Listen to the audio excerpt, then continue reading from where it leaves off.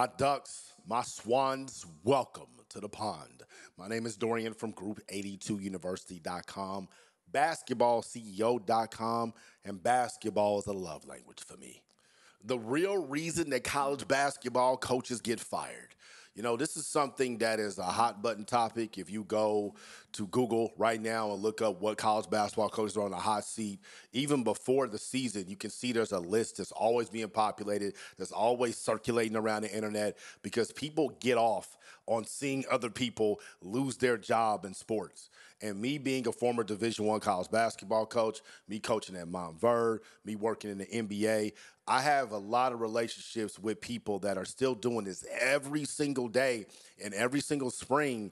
They don't know if they're going to sign an extension and be somewhere for the next 4 or 5 years, or if they got to move in the next 4 or 5 weeks and take their family somewhere that they've never even heard of or even thought about living before. And so I'm going to give the reasons, the real reasons why college basketball coaches get fired.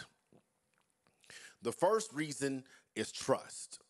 When you are a college basketball when you are a college basketball coach, you have to have trust. You have to have trust from your players. You have to have trust from your staff. You have to have trust from parents. You have to have trust from people that work around the program, the alums, the host parents, donors, marketing people. You got to have trust from your administration. You have to have trust from your media. And those are a lot of relationships that one man, one woman has to cultivate on a daily basis. If you're a basketball coach, you're probably thinking about X's and O's. You're probably thinking about the offensive defensive strategy for the next game you got coming up. You definitely thinking about recruiting, and you're thinking about how to get your current players better. You're thinking about your future career prospects. You're thinking about your staff. If you got to move someone on or help someone get somewhere else. You're thinking about fundraising. You're thinking about a lot of things that don't deal so much with cultivating relationships on a daily basis. That builds trust. And when you are someone who consistently builds trust within your program, it allows you the freedom and autonomy to do whatever you want inside of your program. Coach K is a great example of this. He took the Duke job in 1980, if I'm not mistaken. It's not an ACC job that a lot of people wanted. He turned Duke into this national power, probably the most powerful basketball program over the past 30 years. What Coach K did is he built trust. If you go and you look at the Duke initiatives, I'm not just talking about basketball, but university-wide, over the past 30 years, you're going to see Coach K or the basketball team involved with it in some capacity. I would dare to say, probably not today, but at one point, Coach K was the most powerful person at Duke University, including over the president, because he built that trust. He was someone that people could rely on. When you are someone that people can't rely on, when you're someone who doesn't come to these executive meetings with the provost and the president and the athletic director and all these alums, when you're someone who your players think is a liar, when you're someone who your staff is talking behind your back, when you're someone who people that work inside the athletic office, they're scared to approach, when you're someone who recruits feel like you're a snake or a snake oil salesman. What the hell is snake oil? Where does that come from? Who brought that up? This is some country ass When you're somebody like that, how do you expect to be successful in a college basketball setting or in a high school basketball setting or in an NBA setting? You have to have trust within your program and outside your program, and that acts as the first buffer to decipher people who are going to be inside of your circle if they're going to be able to contribute to your success or not, and it's a way to protect you from getting fired. The second reason that college basketball coaches, real reason that they get fired, is because of placement. What do I mean by placement? The job of a basketball coach is to place your players in the best situations to be successful. Going back to Coach K and Duke, I'm going to use him as an example through this entire episode. He knew that J.J. Redick was an elite shooter. And JJ's talked about this on his podcast. He's talked about it on ESPN and other interviews. So go look all that stuff up if you want to hear this. He knew that J.J. Redick was an elite shooter and an elite scorer. What Coach K was phenomenal at is he designed the offense to put J.J. in the positions where he could be successful. In J.J.'s last year in the ACC, he averaged 29 points per game. as a shooting guard who really didn't have too many off the dribble moves and wasn't a crazy athlete, 6'4" with a 6'3" wingspan, -1, and he was still able to get off 30 points per game in one of the most difficult conferences in the country. Coach K is elite at placement on the court. He's always been doing that since he was a basketball coach the entire time he was at Duke.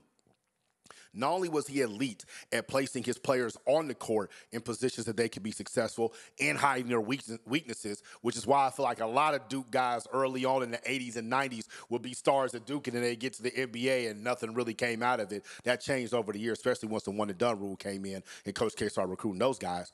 Coach K is also elite at placing his players and his staff in positions outside of the court, off the court, where it's going to benefit Duke basketball and give him protection as well.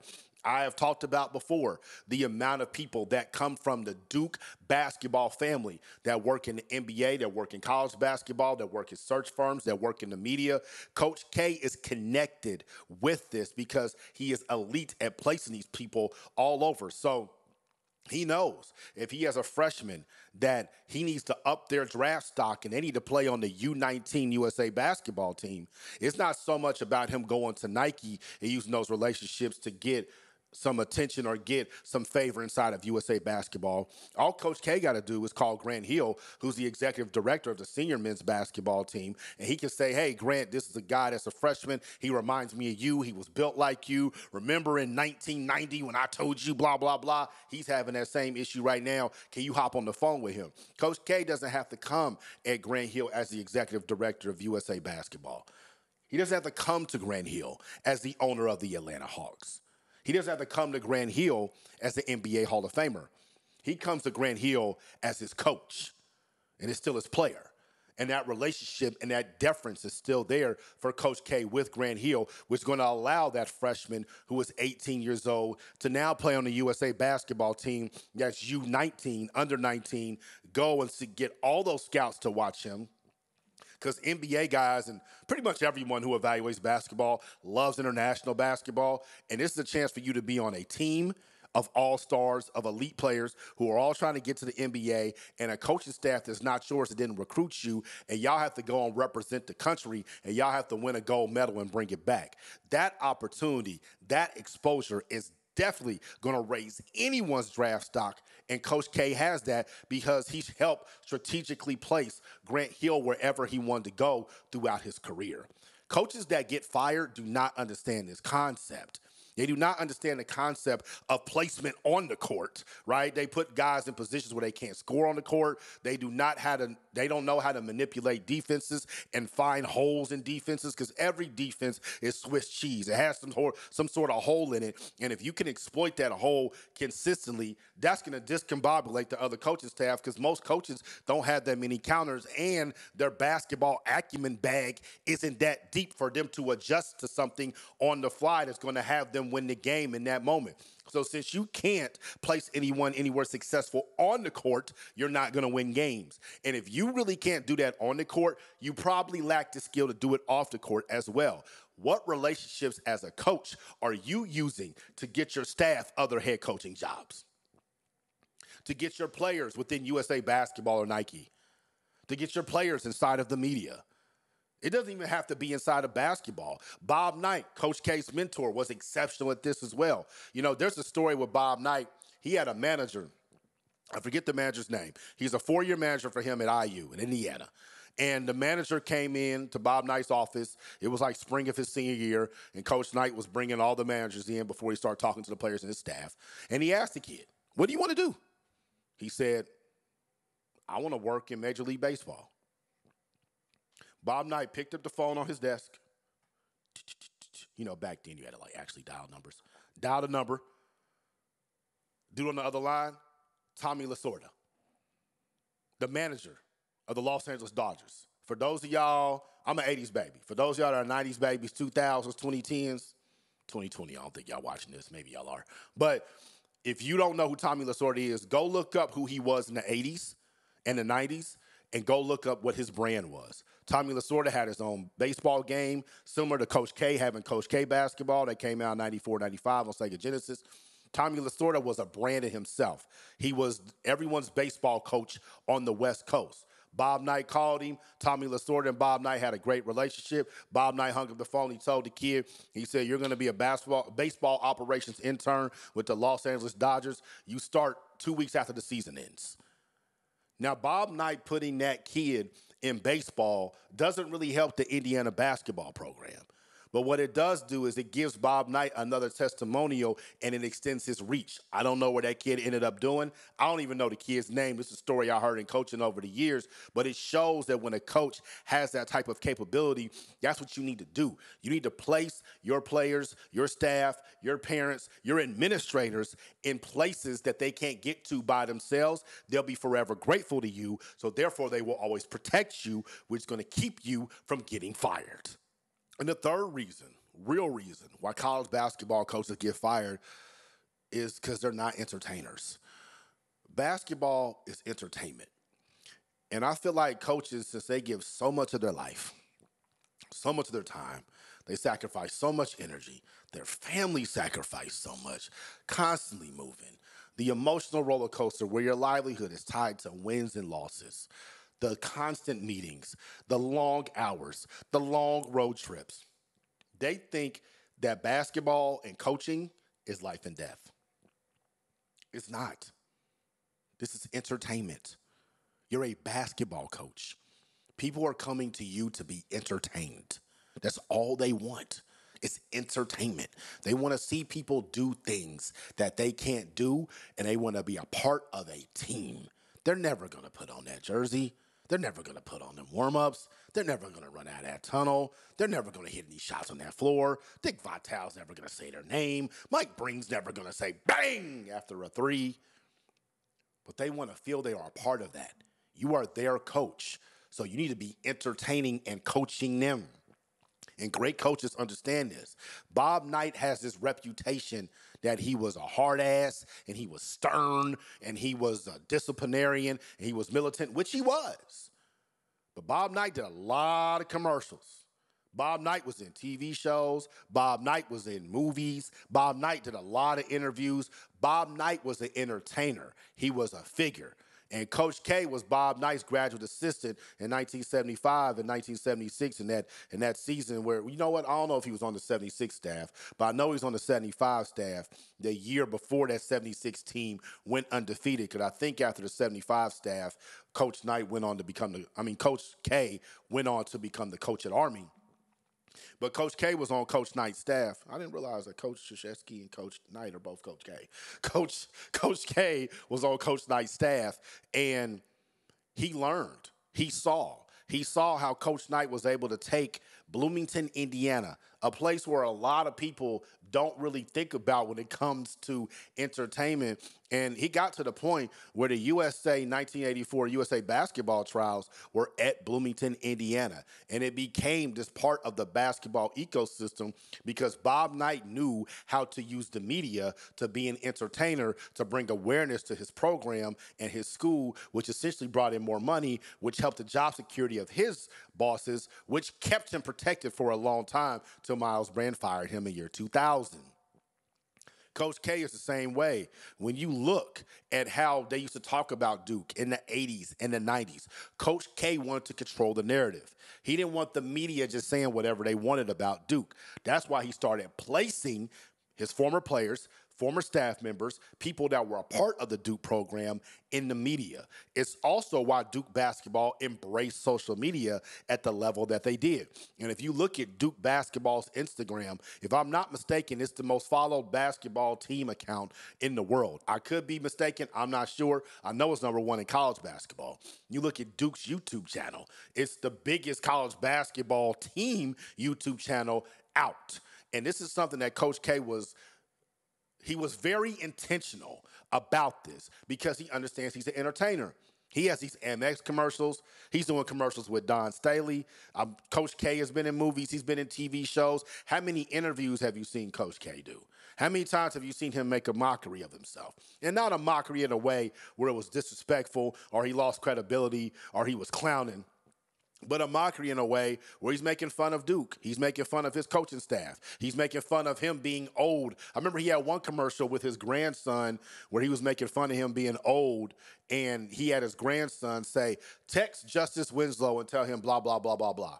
Now, Justice Winslow is not one of the Duke players that if you say, hey, name me 10 Duke players right now, guys that have ever played basketball at Duke, I highly doubt that anyone's going to name Justice Winslow unless you have some connection to him, or you really deep in your Duke bag, or you might have been born in the 2000s. He might have been somebody you looked up to, or if you were a Miami Heat fan, because that's who drafted him.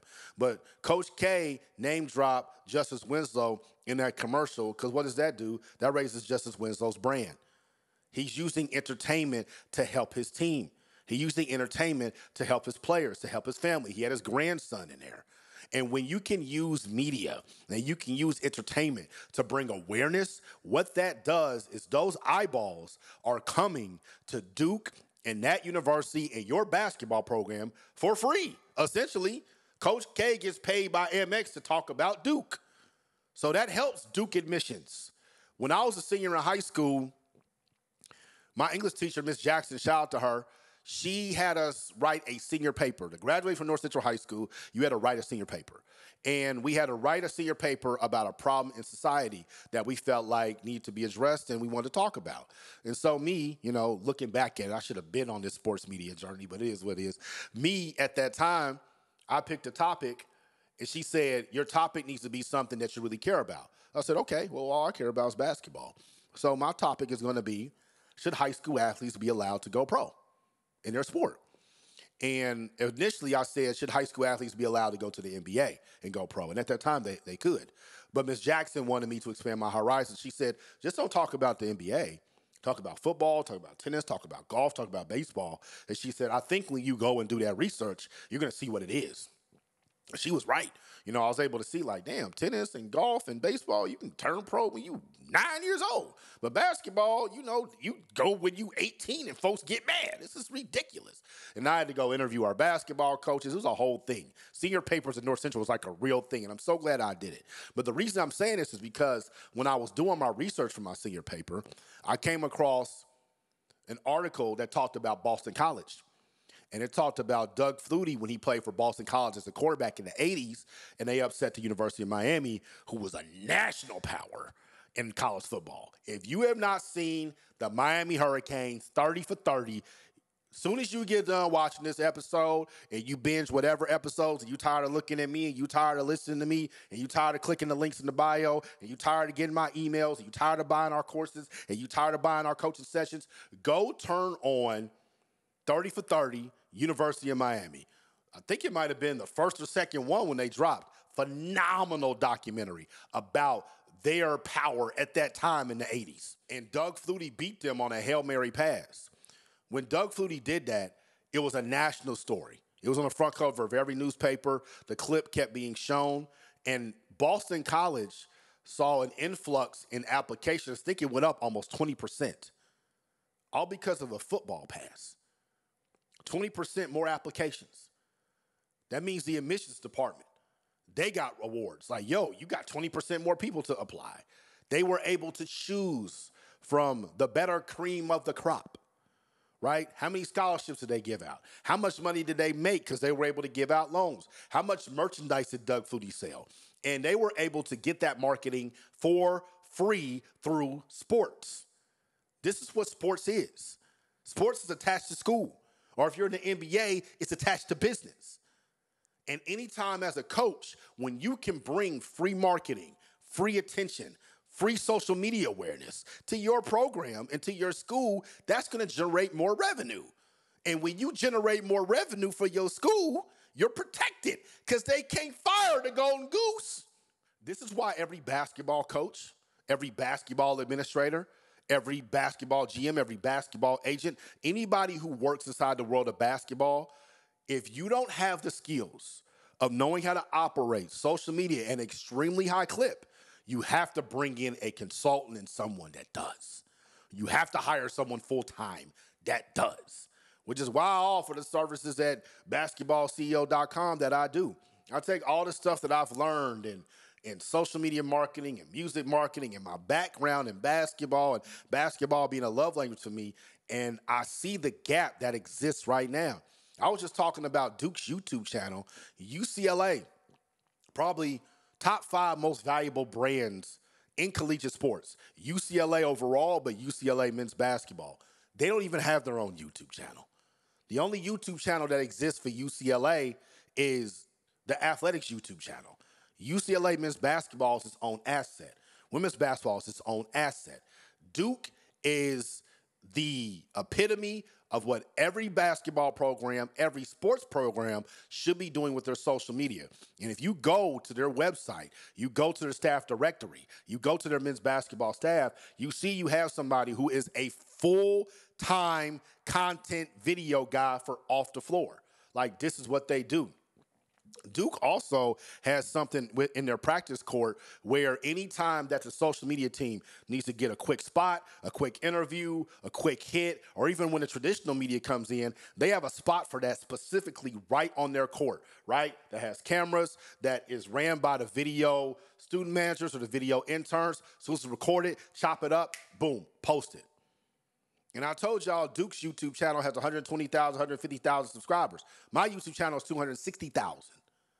That shouldn't happen.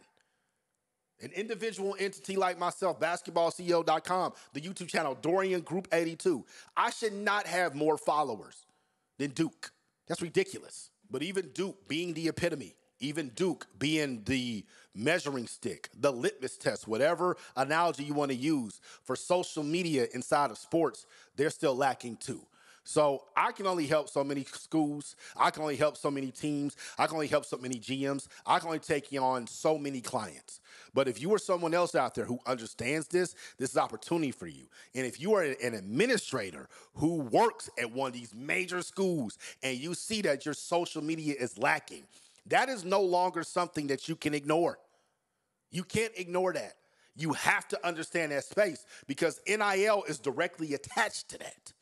The kids' NIL deals are based on the amount of followers they have on social media. You can't expect these elite athletes to be elite content creators too. They're college students. They're there because they're athletic talent. It is your job to take the content that they're producing based off their athletic talent and turn it into assets that's going to generate a revenue and awareness for your school, your university, and your program. Like I said, you don't have that skill, you got to bring in somebody who does. You want me to help consult you? Hit me up at basketballceo.com. I love y'all. I appreciate y'all. I'm out the pond. Y'all stay true. For the love now.